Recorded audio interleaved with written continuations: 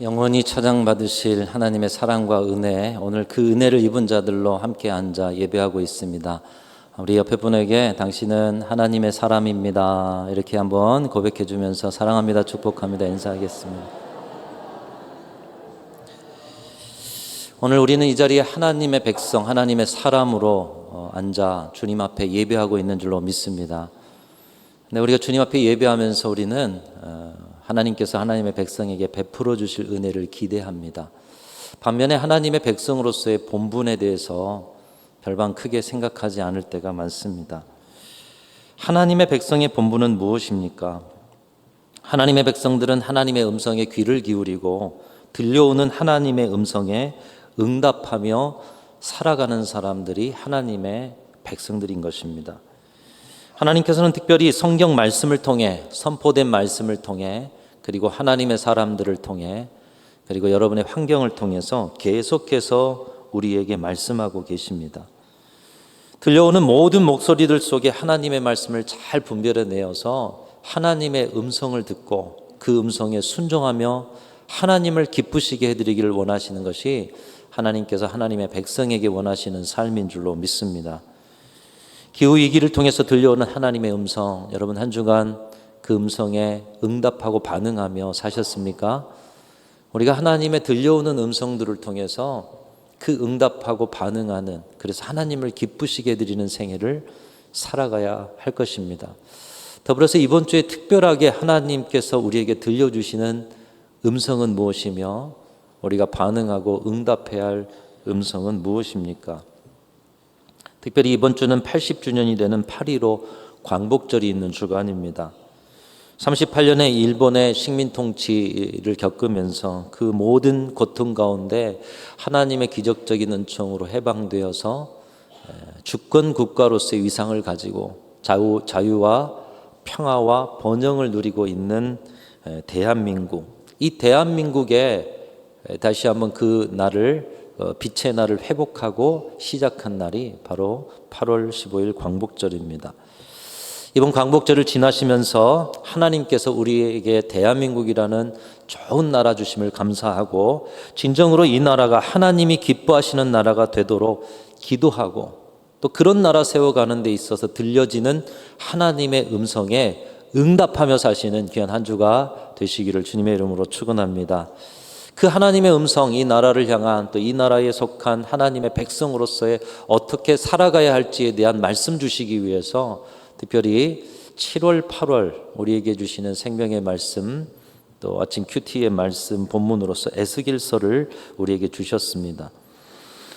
먼저 본문을 중심으로 한 이스라엘의 역사를 한번 정리해 봅니다. 여러분, 이스라엘이란 나라는 원래 한 나라였죠. 그리고 가장 나라를 부강하게 한 나라의 왕들을 여러분 잘 아실 것입니다. 여러분, 이스라엘 왕으로서 여러분 기억 속에 가장 많이 기억되는 왕 중에 하나가 아마도 하나님의 마음에 합한 사람이라고 불리는 누구이겠습니까? 다윗이라는 왕이죠. 다윗을 통해서 이스라엘 나라는 통일 왕국이 되고 번영한 나라가 되고 또 그 기초 아래서 솔로몬이 왕성한 나라의 태평성대를 이루게 됩니다. 그러나 솔로몬 왕 이후에 남왕국 유다와 북왕국 이스라엘로 나라가 나뉘어집니다.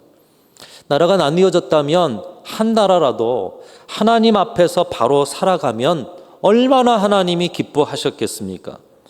그러나 그들은 하나님이 택한 백성이라고 스스로 자랑스러워하면서도 하나님이 아닌 우상을 섬겼고 하나님이 아닌 세상을 더 좋아하면서 세상을 닮아갔습니다.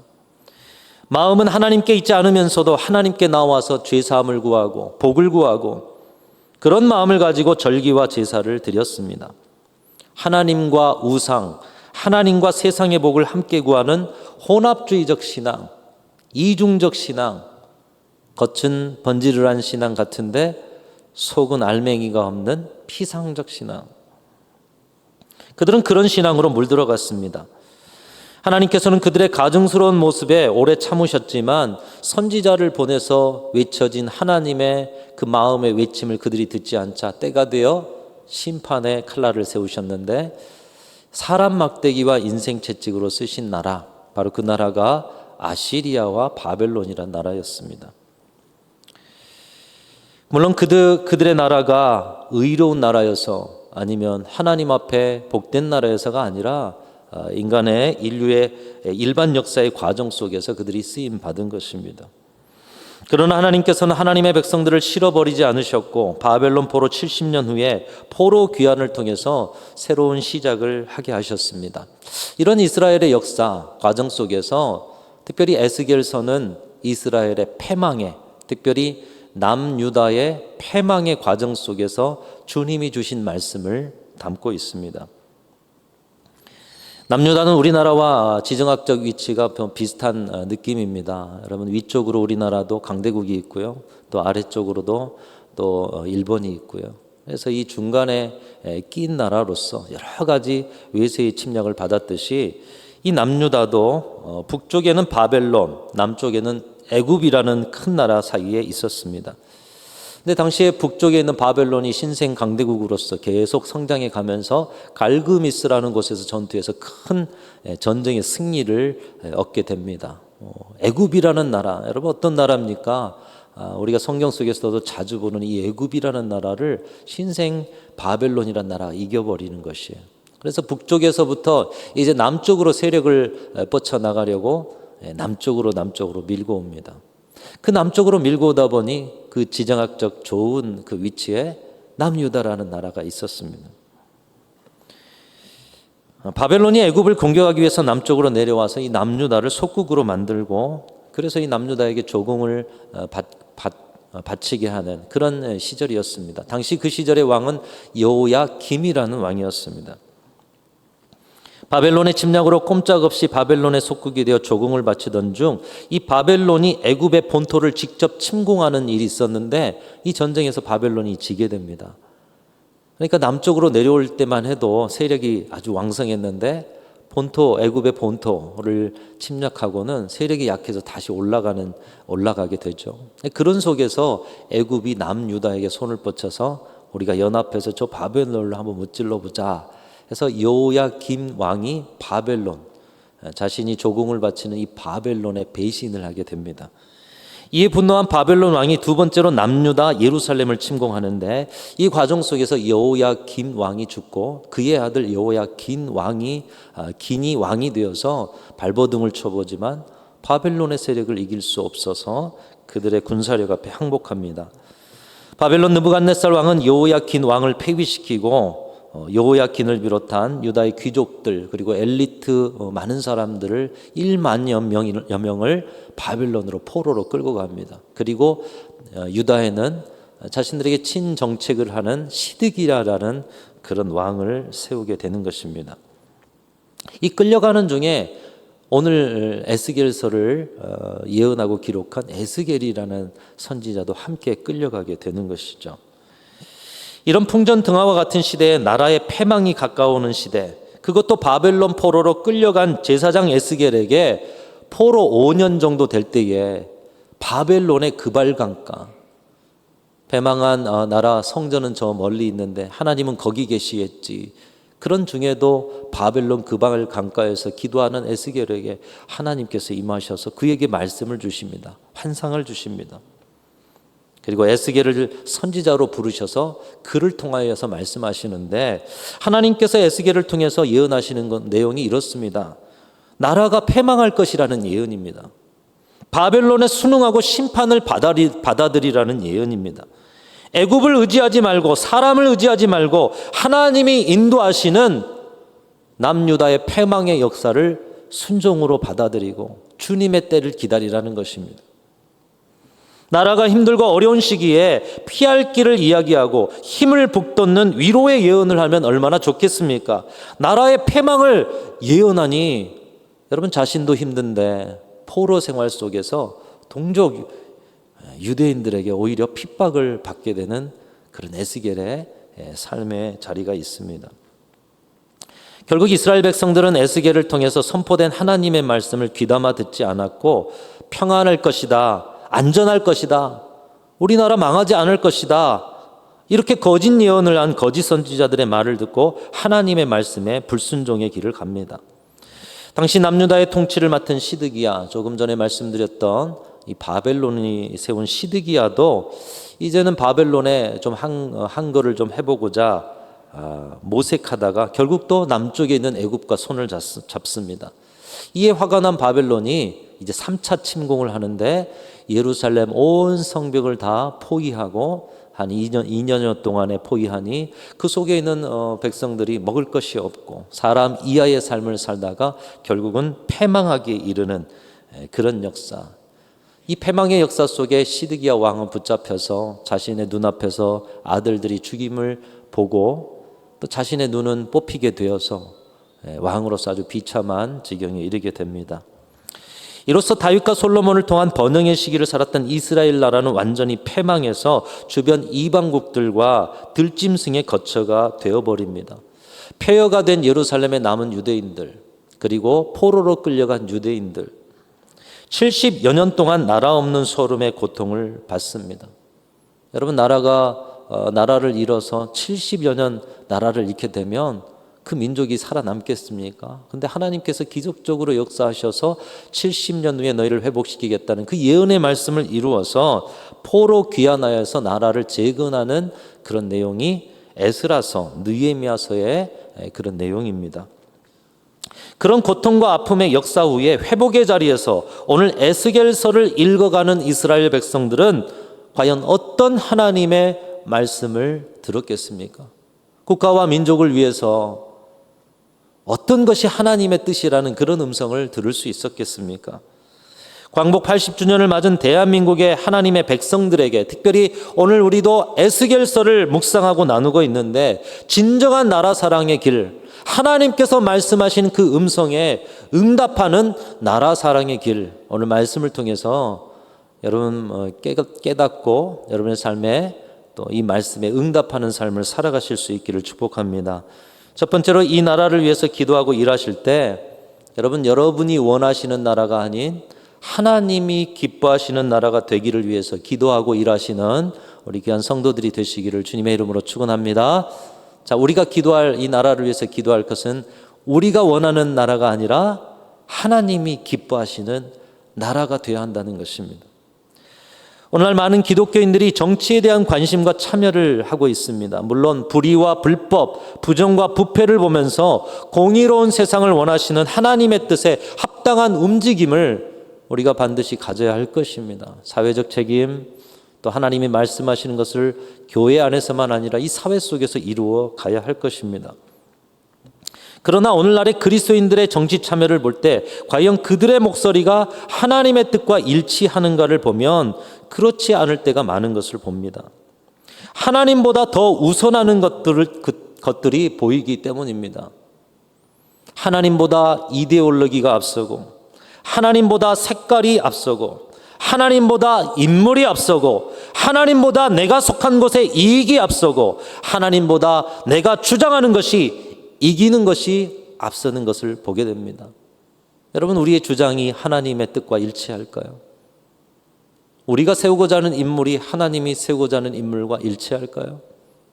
우리가 내세우는 색깔이 하나님이 원하시는 색깔과 일치할까요? 만일 그런 주장대로 되었다면 왜 아직도 이 세상이 어두운 가운데 있습니까?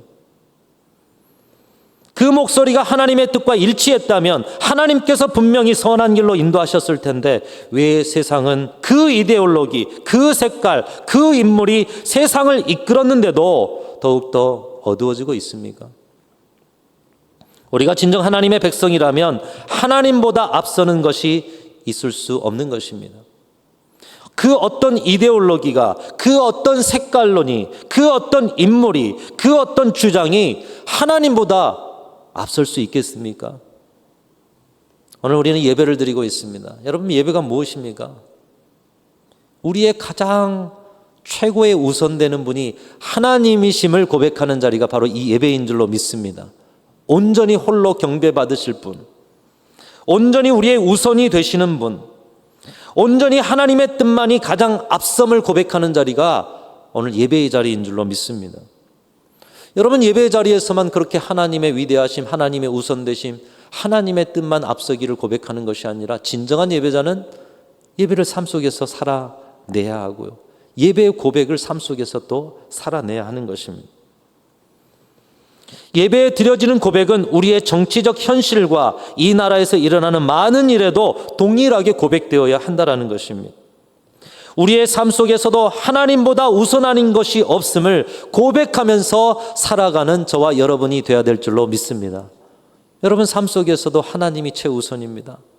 하나님보다 높은 것이 없고 하나님보다 앞서는 것이 없고 하나님의 뜻만이 우리 뜻보다 가장 앞섭니다. 고백할 수 있는 저와 여러분들이 되실 수 있기를 간절히 소망합니다. 이것이 우리 믿음의 사람들이 살아가야 할 순종의 삶입니다.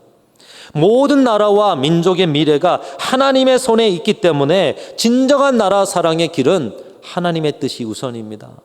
그 하나님의 뜻에 순종하는 것이 진정한 나라 사랑의 일이라는 것입니다. 그리고 그 순종은 우리가 원하는 나라가 아니어도 하나님이 원하시는 나라요, 하나님이 기뻐하시는 나라라면 그것을 구하고 기도하고 세워가는 데까지 이르러야 한다는 것입니다.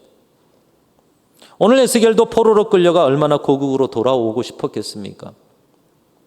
풍전등화의 나라가 국권을 회복해서 다시 위대한 이스라엘로 서기를 에스겔도 다른 누구보다도 더 바랬을 것입니다.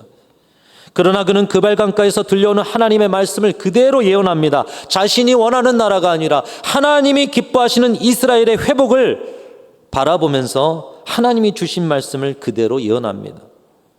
그는 많은 사람들의 핍박과 배척을 받아도 하나님이 말씀하시는 말씀만 전하고 있습니다. 그런데 그 말씀이 어떤 말씀이었습니까? 이스라엘이 바벨론에 멸망한다라는 말씀이에요. 바벨론에게 저항하지 말라는 말씀이에요. 바벨론을 이겨보려고 남쪽에 있는 애굽이란 나라를 의지하지 말라고 말씀하고 있는 것입니다. 여러분 국가와 민족을 사랑하는 입장이라면 이런 하나님의 뜻을 듣고 하박국처럼 하나님 저 불의한 민족을 통해서 우리 민족을 이 거룩한 민족을 치료하십니까? 여러분 하나님께서 주신 말씀일지라도 내가 원하는 나라 우리 민족을 하나님 회복시켜 주셔야 되는데 우리 민족이 멸망할 것이라고 예언하라고요? 풍전등화와 같은 민족의 상황 속에서 다시 힘 있는 나라로 일어서기를 그도 바랬을 텐데 나라가 망할 것을 예언해야 했던 에스겔의 심정을 여러분 생각해 보십시오. 그럼에도 그는 하나님이 그의 입술에 넣어주신 말씀대로 예언하고 하나님이 그에게 행하라 하신 일을 행하였습니다. 그 이유는 무엇이냐? 하나님이 원하시는 나라가 되는 것이 더 중요했기 때문에.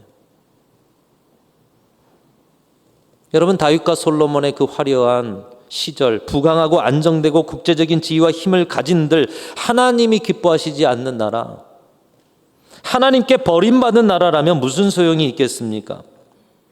내가 원하는 나라에 대한 소리를 죽이고 하나님이 기뻐하시는 나라를 세워가는 것이 진정한 애국 애족의 길임을 오늘 말씀이 저와 여러분에게 말씀하고 있습니다. 사랑하는 성도 여러분, 여러분이 원하시는 나라를 위해서 기도하지 마시고 하나님이 기뻐하시는 나라를 세워가기 위해서 기도하고 일하시는 저와 여러분들이 되시기를 주님의 이름으로 축원합니다.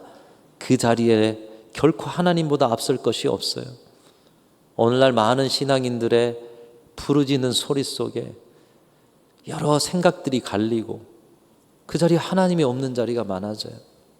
하나님이 원하시는 나라, 하나님이 기뻐하시는 나라를 만들어 가시는 저와 여러분들이 되시기를 축복합니다. 두 번째로 이 나라를 위해서 기도하고 일하실 때 지금 이 자리에서 우리에게 주신 음성을 듣고 살아가는 저와 여러분들이 되고 그 살아계신 하나님의 음성이 방방곡곡에 선포되는 그런 나라가 되기를 위해서 기도하실 수 있기를 축복합니다. 오늘 말씀은 특별히 거짓 예언하는 여인들에 대한 심판의 말씀입니다. 오늘 말씀만이 아니라 에스겔 말씀 곳곳을 보면 지도자, 선지자, 예언자들의 거짓 예언에 대한 말씀들이 가득합니다. 즉 이스라엘에 하나님의 말씀이라고 선포되고 있는데 죽은 말씀, 거짓 말씀, 하나님의 말씀이 아닌 인간의 말들만이 무성하다라는 것입니다.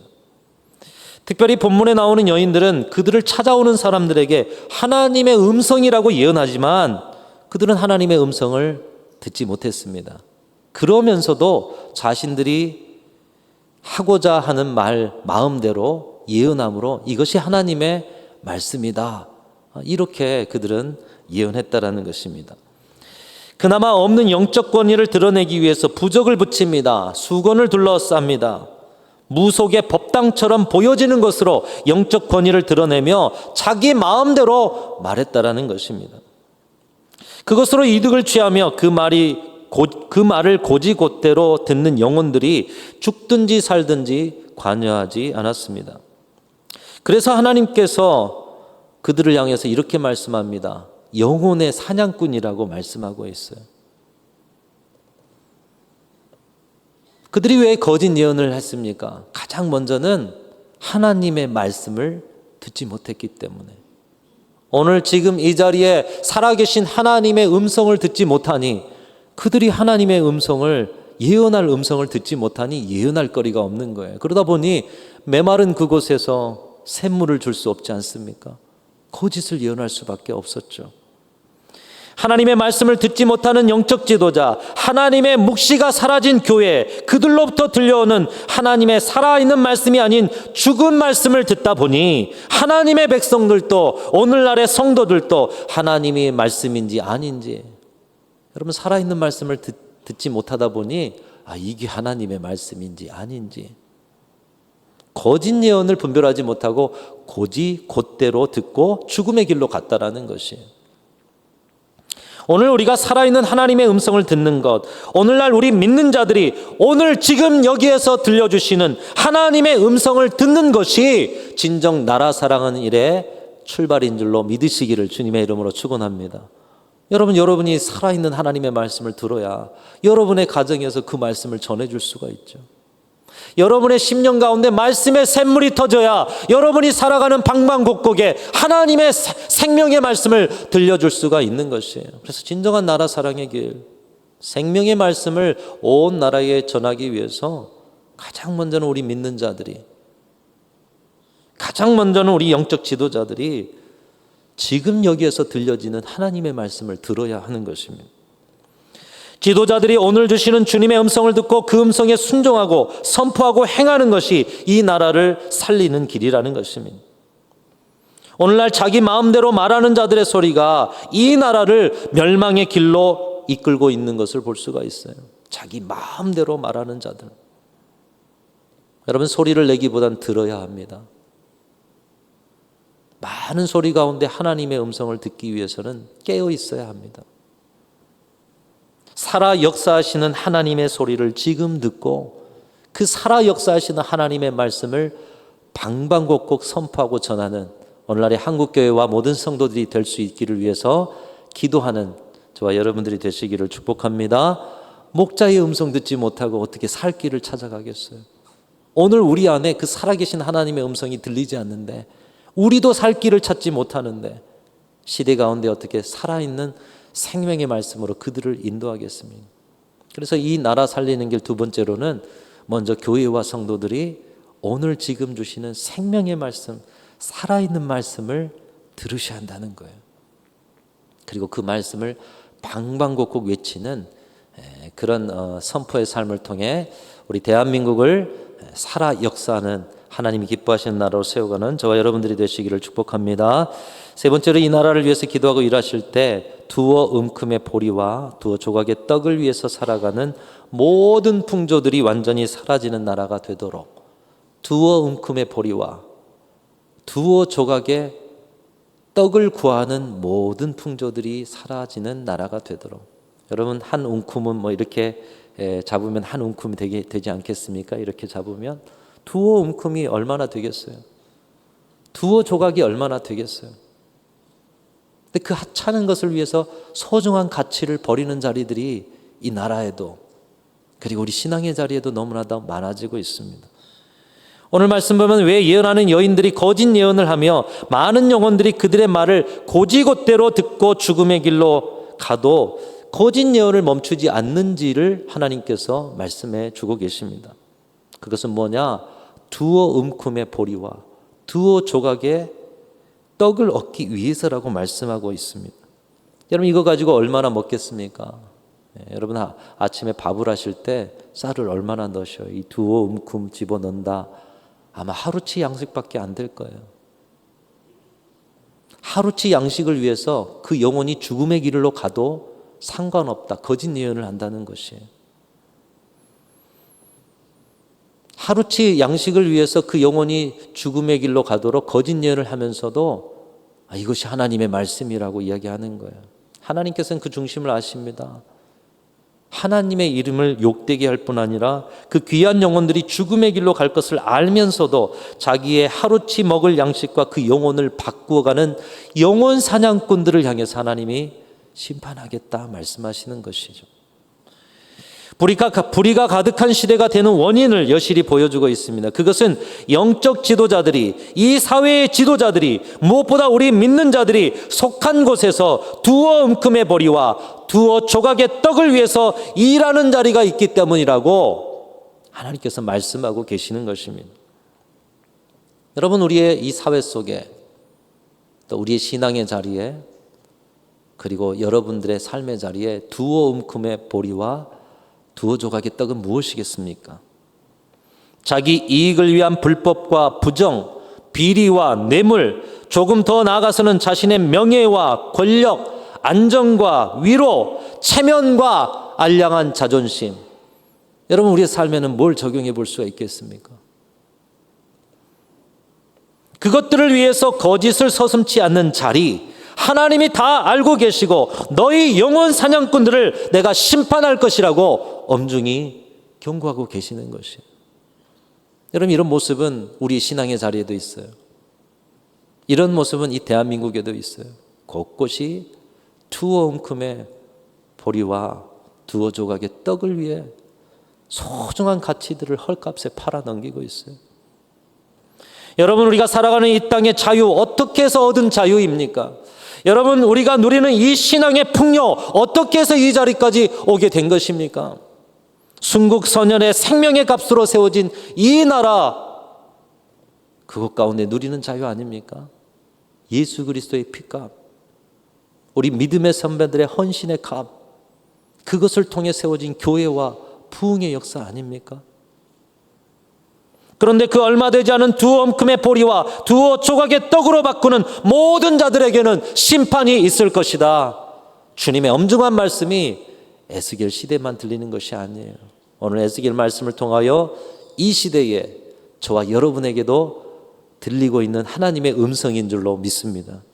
사랑하는 성도 여러분, 이 나라가 언제까지나 진정한 광복으로 살아가는 나라가 될 수 있기를 기도하고 일하시는 저와 여러분들이 되시기를 주님의 이름으로 축원합니다. 진정한 하나님이 세워가시는 살아있는 나라가 되는 것, 첫 번째로는 내가 원하는 나라를 주장하기보다 우리 하나님이 기뻐하시는 나라를 세워가시는 저와 여러분들이 되시기를 축복합니다. 두 번째로는 갓 해놓은 밥처럼 지금 주신 살아있는 말씀을 여러분이 먼저 받아 누리시고 그 말씀을 살아가시는 모든 자리에서 선포하며 사시는, 그러할 때 우리나라가 살아 움직이게 될 줄로 믿습니다. 세 번째로는 두어 움큼 보리와 두어 조각의 떡을 위해서 소중한 것들을 가치없게 만드는 모든 풍조들이 우리로부터 온 나라 구석구석에 다 사라지도록 여러분 기도하고 일하시는 저와 여러분들이 되실 수 있기를 주님의 이름으로 축원합니다. 바로 그 일을 위해서 생명 걸고 말씀 전한 사람이 에스겔이죠. 오늘의 시대에 하나님께서 저와 여러분에게 요구하고 있는 바가 바로 이 에스겔과 같은 삶입니다. 이 시대 가운데 깨어있고 살아있으셔서 하나님의 말씀, 들려오는 말씀 그대로 응답하심으로 아름다운 나라, 건실한 대한민국을 함께 세워가는 하나님의 사람들, 하나님의 백성들이 다 되시기를 주님의 이름으로 축원합니다. 하나님 아버지 감사합니다. 시대 속에서 어두워지는 모든 자리들을 밝히고자 여러 움직임과 기도를 드리지만 오늘 말씀을 보니 그 모든 어두움은 우리로부터 시작되었음을 보게 됩니다. 내가 원하는 나라가 아닌 하나님이 원하는 나라를 구하는 저희들이 되게 하여 주시옵소서. 죽어진 말씀, 거짓의 말씀이 아닌 오늘 지금 하나님 앞에 갓 지은 밥처럼 받은 살아있는 생명의 말씀을 가지고 세상으로 나아가 하나님의 나라로 세워가는 저희들 모두가 되게 하여 주시옵소서. 두어 움큼의 보리와 두어 조각의 떡을 위해서, 그 하찮은 것을 위해서 하나님의 복음의 가치, 주님이 세우신 부흥의 역사, 이 땅의 자유와 평화를 맞바꾸는 어리석은 풍조들이 다 사라지는 이 나라가 되게 하여 주옵소서. 80주년 되는 광복절 다시 한번 하나님께서 대한민국을 주심을 감사하면서 모든 것을 헌신과 기쁨으로 올려드리는 우리 순천중앙교회와 성도들이 다 되게 하여 주옵소서. 우리 구주 예수 그리스도의 이름으로 간절히 기도하옵나이다. 아멘.